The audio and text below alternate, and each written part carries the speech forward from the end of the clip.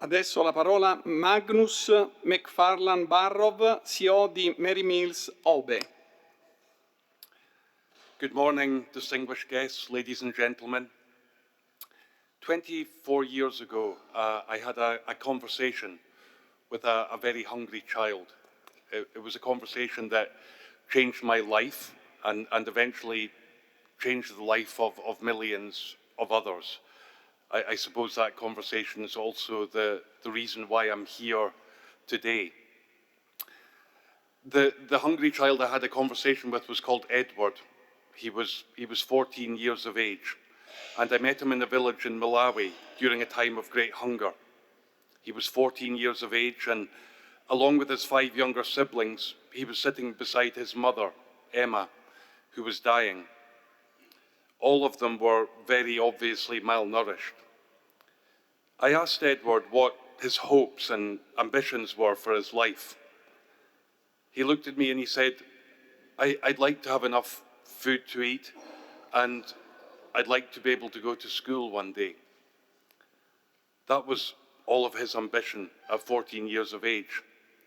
And his words ignited Mary's Meals, a global movement named after Mary, the mother of Jesus, which sets up free school meal programs through which locally produced food is cooked and served by local volunteers to the children of their own communities.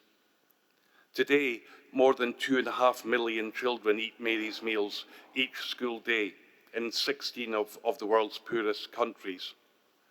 We who are involved in this mission all over the world, from those who make donations to those who give their time freely to this work, we like to describe ourselves as servants of hope. We consistently see that the promise of this meal draws children into school, often for the first time, and keeps them there. On average, school enrollment increases by 25% after the introduction of the meals. As we speak, 71 million children like Edward are currently missing primary school because of poverty and hunger. They're being robbed of their future, their physical growth often permanently stunted, and their lack of education condemning them and their children to a life of poverty. In the last few years, after decades of progress, child hunger is on the rise in too many places across the world, driven by conflict, extreme weather, economic shocks, and the fact that many of the wealthiest nations in the world are reducing their aid budgets. Recently, I visited Tigray in Ethiopia, where all these factors have combined to cause a terrible hunger crisis, which has taken the lives of many children and forced hundreds of thousands to drop out of school. I spoke to a teacher in an empty school who told me that when there are no children left in the playground, there can be no hope left either. Maybe hope should be another right for every child. In the previous panel, we discussed the child's right to education.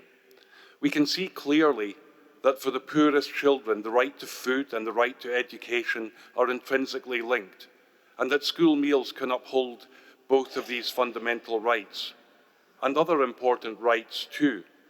How many children in the world are being trafficked or their parents forced to make dangerous journeys across borders simply because they can't feed their children or enable their education? I believe that every child has a right to a daily meal in their place of education, and I believe that there's no good reason why we can't make and keep this promise to the world's poorest children. We have in the human family more than enough resource to do this. We in this room could make it happen. Today, it costs us on average $25 to serve one child with meals for a whole school year. To serve every child who is currently without school meals in the world's lowest income countries would cost just over $3 billion per year. In the UK alone, we spend 3 times that amount each year on our pet dogs. I've nothing against dogs, but this for me is a cause of great shame. This isn't about what's possible, it's about what we choose to make our priority. And school meal programmes don't need to remain reliant on outside aid forever. In fact, by supporting the emergence of an educated young workforce, they play a key part in setting communities free from dependence on aid and creating economies that can eventually support their own provision of school meals. One of the best things about getting older now is to meet many young adults in countries like Malawi and Liberia who say, you know, without the meals, I never would have gone to school. I might not even be alive today. And they're in paid employment, or they've started businesses, or improved their family farms, simply because they can read and write and they're healthy. Wouldn't it be wonderful in this year of Jubilee if we accepted the invitation to be pilgrims of hope by making a promise to every child of a daily meal in their place of education? There could be no better way to help the world's poorest communities escape poverty, and no better way to uphold the right to hope for every child. Thank you.